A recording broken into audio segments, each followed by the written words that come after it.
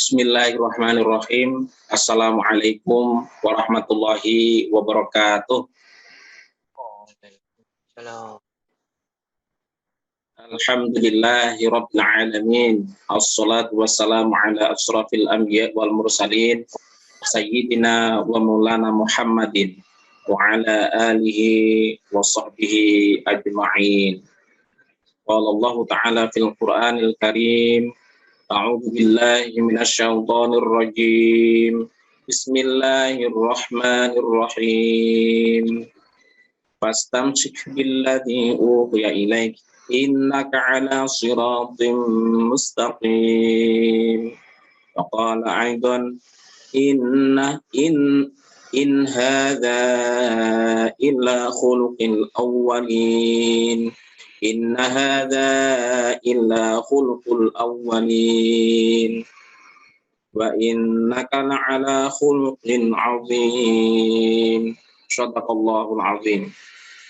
Sahabat muslim yang beriman yang dimuliakan Allah Subhanahu wa taala, alhamdulillah segala puji bagi Allah Tuhan Rabb semesta alam yang telah mengantarkan kepada kita semua hingga pada malam hari ini kita bisa sama-sama mengkaji Islam dengan tema akhlak mulia adalah perintah syarat. Sahabat muslim yang budiman yang dimuliakan Allah Subhanahu wa taala, kalau kita belajar bahasa Arab, maka kata dasar akhlak itu adalah khuluq. Khuluq yang berarti sifat yang senantiasa nampak pada tingkah laku dan telah menjadi tabiat. Jadi sifat yang senantiasa nampak pada tingkah laku dan telah menjadi tabiat atau kebiasaan. Itu dinamakan dengan khuluq. Kata dasarnya adalah khuluq.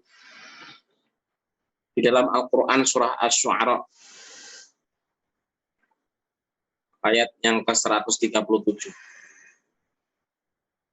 A'udzu billahi minasyaitonir rajim. In hadza illa khuluqul awwalin. Jin kami, kata Allah, jin kami ini tidak lain hanyalah adat kebiasaan orang dahulu.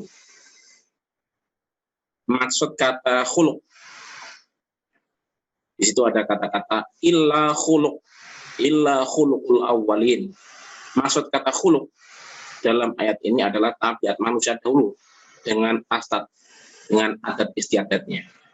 Jadi maksud kata khuluq dalam ayat itu adalah tabiat manusia dahulu dengan adat istiadatnya. Apabila tingkah lakunya baik, maka dikatakan khuluqnya itu baik. Jadi apabila tingkah lakunya baik, maka dikatakan khuluqnya baik. Begitu pula sebaliknya, bila tingkah lakunya buruk, maka khuluqnya buruk. Jadi tingkah laku yang menentukan itu. Kalau tingkah lakunya baik, maka khuluqnya baik. Bila tingkah lakunya buruk, maka khuluqnya buruk. Gitu.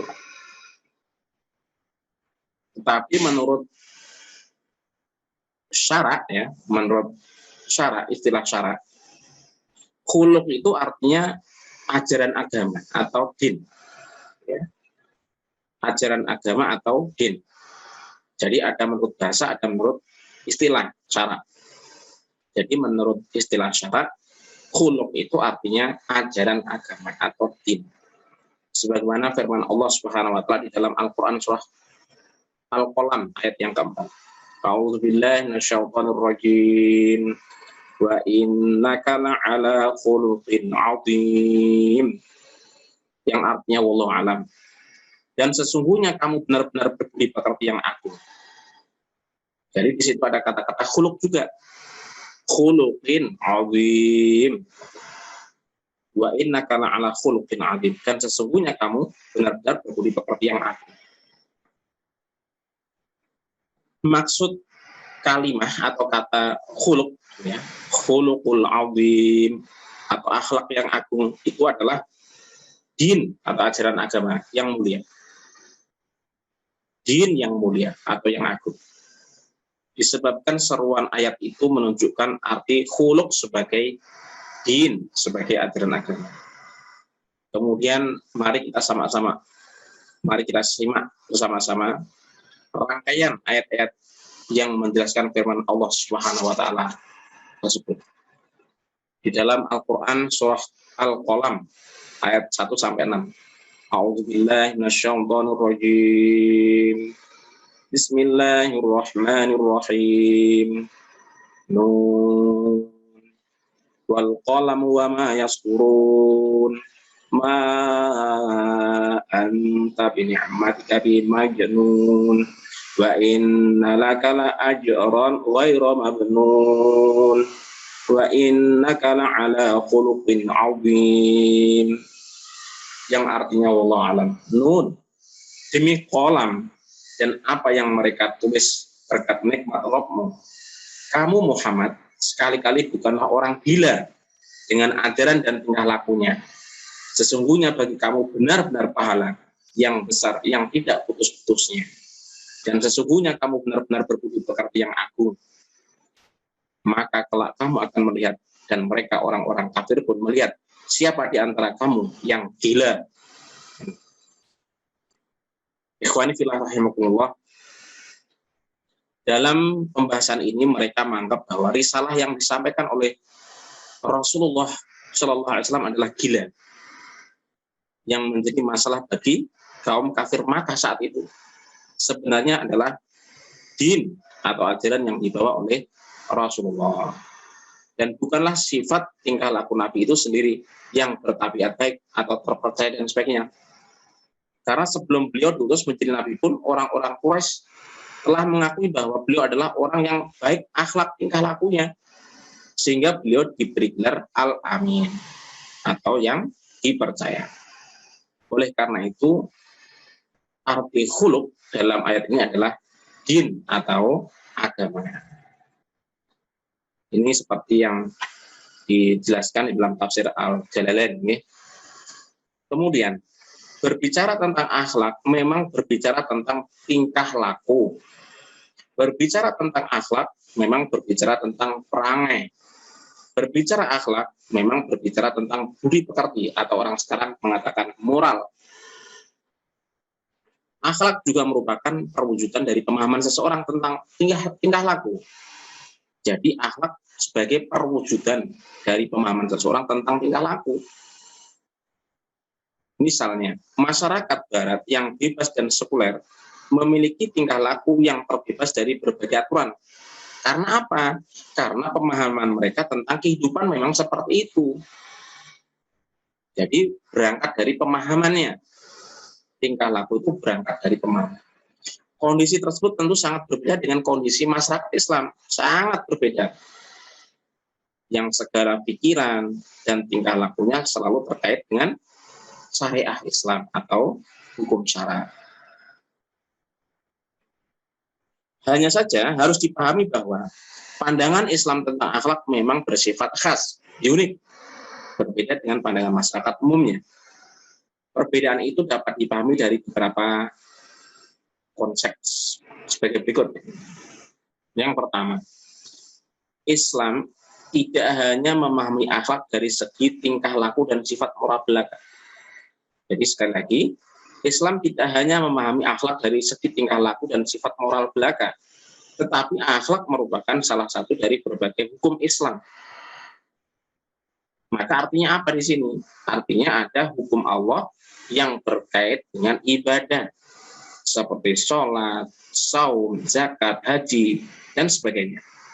Ada hukum yang berkait dengan muamalah, seperti pernikahan, jual beli, syirkah, dan sebagainya.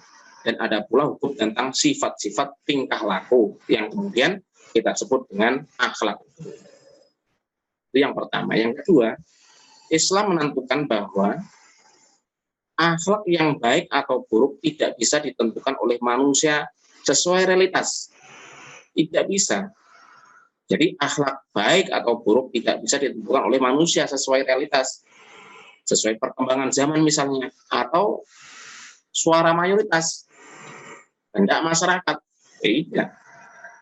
Ini tentu berbeda dengan konsep moral dalam masyarakat sekarang yang sangat dipengaruhi oleh hal-hal tersebut. Jadi moral itu dipengaruhi oleh realitas, perkembangan zaman, soal mayoritas. Kalau realitas sekarang ya, sebetulnya dalam Islam tidak. Akhlak merupakan bagian dari hukum syara. Ya. Kalau biasanya bilang itu hukum syarok, hukum syarok. Kalau bahasa Indonesia biasanya hukum syara gitu, sama saja. Yang bersifat tetap, ya, yang bersifat tetap, memiliki nas dari sumber hukum Islam, wajib dilaksanakan oleh orang yang beriman sebagai wujud ketaatan kepada Allah Subhanahu wa taala. Jadi akhlak itu merupakan bagian daripada perintah Allah, bagian dari perintah syara. Itu yang kedua. Yang ketiga, sebagaimana aturan peribadahan, maka pelaksanaan aturan akhlak ini pun hanya bertujuan untuk mendapat keridhaan Allah Subhanahu wa taala. Jadi melaksanakan akhlak ini sebenarnya ingin mendapatkan apa? Keridhaan Allah Subhanahu wa taala semata, bukan sebatas untuk ketinggian moralitas mata, hanya sekedar baik saja di pandangan manusia baik, tidak, dan bukan untuk mendapatkan gelaran-gelaran manusiawi semata, misalnya yang bersangkutan terpercaya atau yang bersangkutan itu baik, bagus, atau karakternya itu baik, karakternya bagus, tidak. Tetapi itu memang perintah dari Allah Subhanahu wa taala, atau istilahnya itu perintah syara. Sahabat muslim yang beriman. Yang keempat yaitu karena akhlak merupakan ketentuan Allah Subhanahu wa taala, genuine dari Allah Subhanahu wa taala, ketentuan dari Allah Subhanahu wa taala, maka ada kalanya manusia menganggap suatu akhlak itu baik, memberi kemaslahatan, padahal tingkah laku tersebut dibenci Allah Subhanahu wa taala. Atau sebaliknya, misalnya bersikap tegas dan keras terhadap orang kafir, tidak iba terhadap orang pelaku kejahatan, berbohong dalam beberapa kondisi perang, dan sebagainya. Jadi memang kalau menurut pandangan manusia memang jelek, misalnya seperti itu. Tapi belum tentu menurut pandangan Allah adalah baik untuk kemaslahatan manusia itu sendiri. Jadi baik buruknya itu adalah menurut pandangan Allah Subhanahu wa taala. Rapat muslim yang beriman yang dimuliakan Allah Subhanahu wa taala. Kalau kita teliti ya, kita dalami baik dari ayat-ayat Al-Qur'an, kemudian ayat-ayat hadis, ya. Rasulullah banyak mendorong manusia agar memiliki sifat yang baik dan melarang manusia berakhlak buruk. Nah, jadi baik dari Al-Quran maupun hadis itu mendorong manusia agar memiliki sifat yang baik dan melarang manusia berakhlak buruk. Nas-nas syara bahkan menjelaskan sifat-sifat terpuji semisal jujur, amanah, ifah, menjaga kesucian, menepati janji dan sebagainya. Walaupun semua itu merupakan akhlak yang baik, nas-nas syara juga menegaskan bahwa hal-hal tersebut sebagai suatu hukum. Jadi itu termasuk bagian hukum, aturan sebenarnya akhlak. Bahkan harus dilihat sebagai sebuah hukum syara. Iya, memang bukan hanya sebagai sebuah penjelasan tentang sifat yang baik buruk semata. Tidak seperti yang dipahami oleh orang kebanyakan ya. Karakter yang baik, moral yang baik gitu. Tapi itu merupakan perintah dari zat yang serba maha, yaitu Allah Subhanahu wa taala. Ini bisa dipahami dengan jelas ya.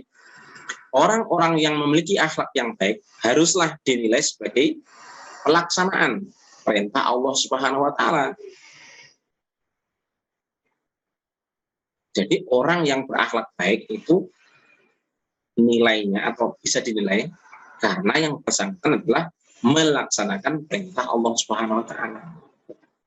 Kita tidak boleh melihatnya hanya sebagai sifat-sifat moral, bahwa yang bersangkutan punya sifat moral baik.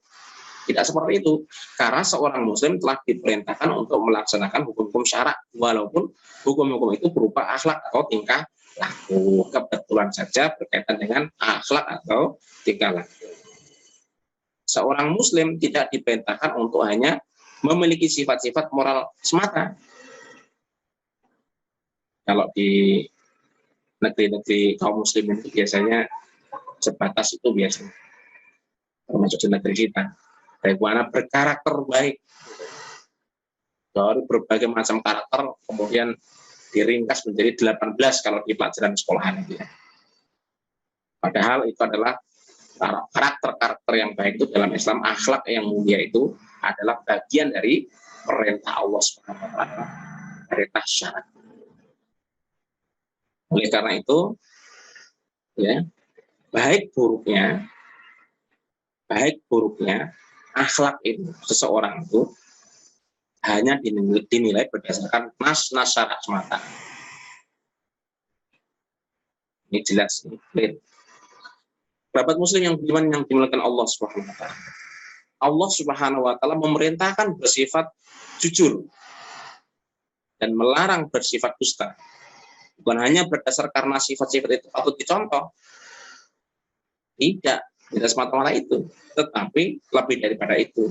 Karena bersifat jujur, melarang bersifat dusta itu sudah merupakan hukum syara itu sendiri. Sebagai bukti penguatnya adalah, sebagai proof ya, sebagai buktinya adalah bahwa Allah Subhanahu wa taala melarang seorang muslim berbohong. Namun Allah Subhanahu wa taala membolehkan kita berbohong di medan perang. Nah ini. Jadi perkecualian. Karena aku tidak berbohong di medan perangan. Jadi kalau dengan orang kafir, jangan sampai kita itu justru menjelontongkan gitu, menjerumuskan saudaranya sampai bisa terbunuh, jangan sampai. Jadi harus berbohong di sini. Nah, berbohong di sini itu termasuk akhlak yang baik pada saat di dalam konteks jihad fisabilillah atau perang di jalan Allah Subhanahu wa taala. Allah Subhanahu wa taala memerintahkan bersifat keras terhadap orang kafir dan melarang seorang hakim muslim untuk merasa iba atau kasihan terhadap seorang pelaku pidana. Jadi tidak boleh seorang hakim tidak boleh merasa iba terhadap pelaku pidana, tidak boleh. Karena ini adalah perintah dari Allah Subhanahu wa taala. Seandainya perintah Allah Subhanahu wa taala seperti berlaku jujur, melarang dusta dan sebagainya hanya semata-mata untuk tujuan sifat khuluq, sifat tingkah laku perilaku semata, maka berarti hukum dusta ini merupakan suatu hal yang tidak akan berubah dalam berbagai keadaan bagaimanapun. Namun demikian, karena hal itu termasuk bagian dari hukum syara, maka semua itu harus dilihat dari segi pelaksanaan perintah Allah Subhanahu wa taala. Jadi intinya harus manut. Intinya harus manut dengan perintah Allah Subhanahu wa taala. Kalau Allah Subhanahu wa taala memerintahkan begini dalam kondisi seperti ini, ya kita laksanakan. Sami'na wa ata'na begitu. Jadi, ikhwani fillah rahimakumullah, syarak telah menetapkan hukum berdusta dalam keadaan tertentu haram dan dalam keadaan lain diperbolehkan.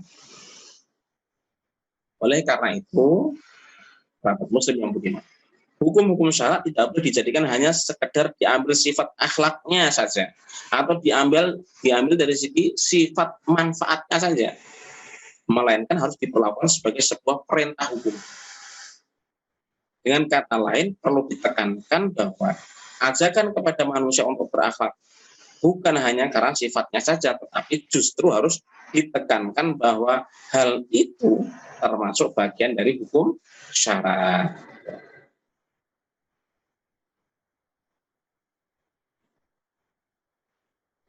Makanya kita memerintahkan pada saudara-saudara kita, menasihati saudara-saudara kita, sama kaum muslimin, itu senantiasa dalam rangka untuk meningkatkan bahwasanya akhlak itu adalah perintah. Akhlak itu adalah bagian dari hukum syara. Jadi tidak berdiri sendiri. Jadi ada bagian dari hukum syara. Apabila seorang muslim bersikap jujur hanya semata-mata karena sifat jujur tersebut, maka ia tidak akan mendapat ganjaran pahala atas perbuatannya. Jadi tidak mendapatkan pahala. Jadi supaya mendapatkan pahala, maka niatkan bahwasanya itu adalah merupakan pelaksanaan perintah Allah Subhanahu wa taala, bahwa kita wajib untuk jujur dan berpahala. Hal itu karena ia mengerjakannya bukan berdasarkan hukum syarak, tetapi hanya karena anggapan bahwa sifat jujur tersebut dianggap memiliki kebaikan atau manfaat baginya. Jadi kalau tidak diniatkan ya, bahwasanya itu adalah perintah Allah, hanya sekedar menurut pandangan manusia, maka tidak akan mendapatkan pahala dari Allah Subhanahu wa taala. Oleh karena itu, sahabat muslim, maka kita sebagai kaum muslimin ya perlu berhati-hati melakukan perbuatan dan tatkala mengajak orang lain. Jadi kita harus berhati-hati melakukan perbuatan dan tatkala mengajak orang lain agar berakhlak mulia. Sebab bila mereka lalai, jika mereka lalai dan tidak memperhatikan hal itu, maka mereka tidak dianggap melaksanakan hukum syarak. Kita harus hati-hati di sini. Lebih dari itu, hal ini dapat menjadikan perbuatan mereka sama dengan orang kafir. Na'udzubillahi min dzalik. Karena orang-orang kafir pun mengajak bersikap baik loh. Orang-orang kafir pun ya mereka menjalankan sifat-sifat yang dianggapnya luhur. Walaupun sudut pandang dan motivasinya berbeda-beda. Jadi orang-orang kafir itu juga dalam hal-hal tertentu ya mereka menjalankan sifat-sifat yang luhur. Jadi jangan semata-mata hanya untuk dipandang baik oleh manusia yang lain, tidak, tetapi ini adalah diperintahkan Allah Subhanahu wa taala. Bisa juga orang-orang kafir itu hanya melihat sesuatu sifat dari segi manfaatnya semata. Karenanya ya oleh karena itu kaum muslimin memiliki akhlak yang mulia hanya karena dilandasi oleh keyakinan bahwa sifat-sifat akhlakiyah itu merupakan perintah dan larangan Allah Subhanahu wa taala. Pendek kata adalah bagian dari hukum syarak. Sahabat muslim yang beriman yang dimuliakan Allah Subhanahu wa taala. Mari kita kaji panduan akhlak mulia. Contoh akhlak mulia. Sahabat muslim, Al-Quran dan As-Sunnah telah banyak menggambarkan berbagai sifat akhlak ya yang harus menjadi panutan seorang muslim. Misalnya, yang pertama, jujur dan menjauhi sifat dengki atau hasad. Rasulullah Shallallahu Alaihi Wasallam bersabda, yang artinya wallahu a'lam, sesungguhnya kejujuran akan membawa kepada kebaikan, dan sesungguhnya kebaikan itu akan mengantarkannya ke surga. Dan seseorang yang senantiasa berkata benar dan jujur akan tercatat di sisi Allah sebagai orang yang benar dan jujur. Dan sesungguhnya dusta itu membawa kepada kejahatan yang akhirnya akan mengantarkannya ke neraka. Dan seseorang yang senantiasa berdusta akan dicatat di sisi Allah sebagai pendusta. Hadis riwayat Bukhari Muslim. Kemudian di dalam hadis riwayat Abu Dawud ya, yang artinya wallahu a'lam. Hati-hatilah kamu sekalian terhadap hasad, karena sesungguhnya hasad akan memakan seluruh kebaikan, sebagaimana api yang melahap habis kayu bakar. Jadi kita tidak boleh dalam Islam itu adalah hasad, iri dengki, nggak boleh iri dengki atau hasad. Itu yang pertama. Yang kedua misalnya, contoh akhlak mulia, menepati janji. Menepati janji. Di dalam Al-Quran, surah Al-Ma'idah ayat yang pertama, Allah Subhanahu wa taala berfirman, "A'udzubillahi minasyaitonir rajim. Ya ayyuhalladzina amanu aufu bil 'uqud." Yang artinya Allah alam. Hai orang-orang yang beriman, penuhilah ikatan-ikatan perjanjian itu. Penuhilah akad-akad itu. Ayat senada juga dapat dilihat pada Al-Quran surah Al-Isra ayat 34 dan An-Nahl ayat 91. Kemudian Rasulullah SAW yang bersabda, yang meriwayatkan Bukhari Muslim ya, muttafaq alaih, hadits Bukhari Muslim, disepakati oleh keduanya. Yang artinya wallahu a'lam. Ciri-ciri orang munafik itu ada 3. Jika berbicara ia berdusta, jika berjanji ia mengingkari, dan jika diberi amanat ia berkhianat. Itu yang kedua, yaitu menepati janji. Contoh yang ketiga, yaitu suka memaafkan. Jadi suka memaafkan ini adalah ajaran Islam. Ya, perintah Allah Subhanahu wa taala. Jadi kita berkelahi sekelak-kelahinya, ya, berkelahi dengan kata-kata yang keluar yang menyakitkan, yang mendampar dan seterusnya. Cepat-cepat ingat, cepat-cepat ingat untuk senantiasa memaafkan atau minta maaf atau memaafkan. Jadi dua-duanya memaafkan. Jadi suka memaafkan. Dalam Al-Quran surah Ali Imran, surah Ali Imran ayat 134, yang artinya wallahu a'lam. Orang bertakwa itu adalah orang-orang yang menahan amarahnya serta memaafkan orang lain. Allah mencintai orang-orang yang berbuat kebajikan. Jadi suka memaafkan ini banyak sekali ya ayatnya ya. Dalam Al-Quran surah Asy-Syura ayat yang ke-39 sampai 40 senada juga. Kemudian surah An-Nur ayat 22 juga senada. Surah Al-Fusilat ayat 34 sampai 35. Kemudian surah Al-A'raf ayat 199 ini senada ya. Yang intinya adalah kita, orang-orang yang beriman, orang-orang yang bertakwa itu diperintahkan untuk suka memaafkan. Berarti berlaku sebaliknya juga, harus kalau salah meminta maaf.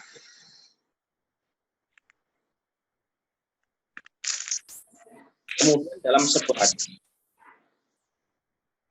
ya, yang diriwayatkan oleh Imam Ahmad dan Tabrani, bahwa suatu ketika Uqbah bin Amir bertanya kepada Rasulullah SAW, beritahu aku tentang keutamaan amal seseorang. Kemudian Rasulullah SAW yang artinya wallahualam ya, wahai Uqbah, hubungkanlah kembali tali persaudaraan kepada siapa yang telah memutuskannya. Kasihilah orang yang telah membencimu. Berpalinglah dari yang menzolimimu. Dalam riwayat lain, berilah maaf pada mereka yang menzolimimu. Nah, itu pendapat Muslim. Jadi suka memaafkan adalah perintah syarak, perintah Allah Subhanahu wa taala, termasuk akhlak yang mulia. Kemudian yang keempat misalnya, menjauhi hal yang tidak bermanfaat. Jadi menjauhi hal yang tidak bermanfaat itu termasuk akhlak mulia. Rasulullah SAW bersabda, yang meriwayatkan ini adalah Imam Malik, Imam Ahmad, Imam Tabrani, yang artinya wallahu a'lam. Sesungguhnya setengah dari kebaikan Islam seseorang adalah ia meninggalkan hal-hal yang tidak bermanfaat bagi dirinya. Sesungguhnya setengah dari kebaikan Islam seseorang adalah ia meninggalkan hal-hal yang tidak bermanfaat baginya. Ini nomor 4. Yang kelima, misalnya akhlak mulia itu menjauhi perbuatan menggunjing dan mengadu domba. Dalam Al-Quran surah Al-Hujurat ayat 12, yang artinya wallahu a'lam. Dan janganlah sebagian dari kamu menggunjing sebagian yang lain. Sukakah salah seorang kamu makan daging saudara sendiri yang telah mati? Maka tentu kamu merasa jijik akan hal itu. Kemudian yang diriwayatkan adalah muttafaq alaih, artinya disepakati oleh Bukhari Muslim. Rasulullah SAW bersabda yang artinya wallahu a'lam, tidak akan masuk surga orang yang suka mengadu domba. Jadi tidak boleh kita menggunjing dan mengadu domba. Kemudian yang keenam, sifat seorang muslim adalah gemar. Sebagaimana yang telah kita kaji sebelumnya gitu, tentang amar ma'ruf nahi munkar. Jadi amar ma'ruf nahi munkar termasuk bagian daripada akhlak yang mulia. Perintah syara ini termasuk akhlak yang mulia. Rasulullah SAW bersabda, yang diriwayatkan oleh Imam Tabrani, yang artinya wallahu a'lam, sesungguhnya pada orang-orang kalangan Bani Israel, apabila salah seorang dari mereka melakukan kesalahan atau dosa, maka orang lain tidak mencegahnya. Sehingga pada pagi harinya mereka duduk makan dan minum seolah mereka tidak pernah melihat perbuatan dosa yang kemarin dilakukan. Melihat kondisi mereka, Allah mensifati hati mereka melalui lisan Daud dan Isa ibnu Maryam dengan mengatakan, demikianlah itu terjadi karena mereka selalu berbuat durhaka dan melampaui batas. Dalam Al-Quran surah Al-Baqarah ayat 61 maksudnya. Demi zat yang jiwaku ada dalam kekuasaannya, sungguh telah diperintahkan atasmu beramar ma'ruf nahi munkar, mencabut kekuasaan orang jahat dan meluruskannya pada kebenaran. Atau bila tidak demikian, dia akan mencampakkan hatimu dan mengutukmu sebagaimana ia mengutuk mereka Bani Israel. Jadi kerabat muslim yang budiman, istilah amar ma'ruf nahi munkar ini juga khas di dalam hadis ini. Dalam hadis. Amar ma'ruf nahi munkar. Kemudian yang ketujuh yaitu memuliakan tamu atau menghormati tamu. Akhlak mulia. Bagian daripada akhlak. Rasulullah SAW bersabda yang diriwayatkan oleh Imam Bukhari dan Muslim. Ya, berarti muttafaq alaih. Rasulullah SAW bersabda yang artinya wallahu alam. Siapa saja yang beriman kepada Allah dan hari akhir, maka muliakanlah tamunya. Dan para sahabat bertanya, selebihnya itu apa ya Rasulullah? Jawab beliau, siang dan malamnya serta menjamu tamu selama 3 hari. Maka batas di luar itu termasuk sedekah. Jadi wajib itu 3 hari. Ya, 3 hari. Selebihnya itu adalah sedekah. Jadi baik juga kalau kita ngasih kalau kita mampu ya, itu sedekah juga. Kemudian yang berikutnya, contoh akhlak mulia yaitu menyebarkan salam. Allah Subhanahu wa taala berfirman di dalam Al-Qur'an surah An-Nur ayat 27 yang artinya wallahu a'lam. Hai orang-orang yang beriman, janganlah kalian masuk ke dalam rumah orang lain sehingga kalian mendapat izin dan mengucapkan salam kepada penghuninya. Jadi salam itu akhlak yang mulia. Jadi kalau bisa yang mendahului, yang lebih dulu yang beri salam, yang naik kendaraan kepada yang jalan kepada yang duduk kepada yang berbaring, dan seterusnya. Jadi sifatnya itu adalah mudah untuk menyebarkan salam. Di dalam hadis ya yang diriwayatkan oleh Imam Muslim yang artinya wallahu a'lam, apakah kalian mau aku tunjukkan sesuatu yang jika kalian lakukan akan mendapatkan jaminan cinta kasih, yaitu sebarkanlah salam di antara kalian ya, dengan ucapan assalamualaikum. Kemudian sahabatnya waalaikumsalam warahmatullahi wabarakatuh. Semakin lengkap, semakin bagus. Kemudian yang diriwayatkan oleh Imam Bukhari,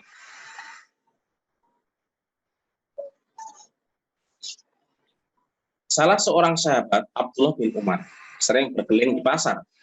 Suatu hari seseorang datang dan bertanya kepadanya, apa yang Anda lakukan di pasar? Anda bukan seorang pedagang, tidak juga membeli dagangan, Anda juga tidak duduk dalam kepengurusan pasar, tetapi mengapa Anda sering berada di pasar? Ibnu Umar menjawab, aku sengaja setiap hari pergi ke pasar hanya untuk mengucapkan salam kepada muslim yang aku temui. Ya Allah, luar biasa. Jadi niatnya ke pasar itu bukan untuk berbelanja ternyata. Niatnya ke pasar itu bukan untuk apa-apa, ya. Melihat dagangan misalnya gitu, atau mencari info perkembangan terbaru, produk apa yang ada yang baru misalnya. Tidak, ternyata niatnya adalah apa tadi? Niatnya adalah ingin mengucapkan salam kepada muslim yang aku temui. Berarti kayak luar biasa ya. Seperti jadi biasanya kan motivator ya biasanya yang orang yang bagian menyemangati di dalam di negeri-negeri muslim ya. Itu namanya kan motivator biasanya. Hai, kalau bisa manusia yang baik itu adalah memberi salam sebagaimana semut setiap ketemu dengan teman-temannya itu bertemu dan memberi salam mereka.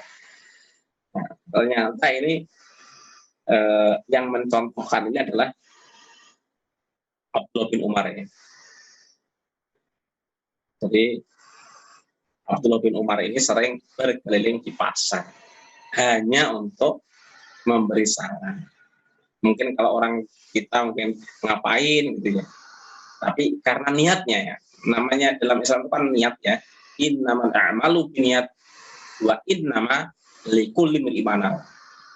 Sesungguhnya segala amal itu tergantung dari niatnya dan setiap orang dinilai dari niatnya. Nah, ini sudah dapat Abdullah bin Umar niatnya, yaitu mengucapkan salam. Hanya ingin mengucapkan salam kepada muslim yang aku temui. Itu rapat muslim yang budiman yang dimuliakan Allah SWT. Sebelum kita tutup, kita sebagaimana biasa kita kasih hikmah ya.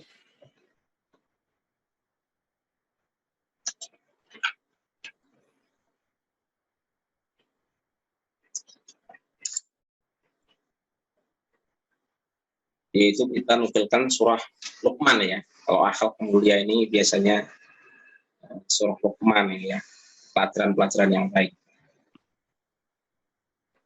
Surah ke-31 ayat 13 sampai 19. A'udzubillahi minasyaitonir rajim. Bismillahirrahmanirrahim. Wa in qala Luqmanu li ibnihi wa huwa ya'uduhu ya bunayya la tusyrik billah inna syirka la zulmun 'adzim.